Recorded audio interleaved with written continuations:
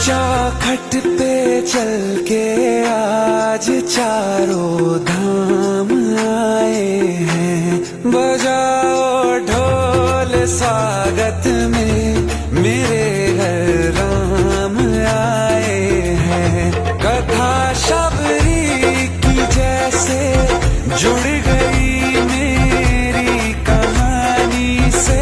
न रोको आज धोने दो चरण आँखों के पानी से। बहुत खुश हैं मेरे आंसू के प्रभु के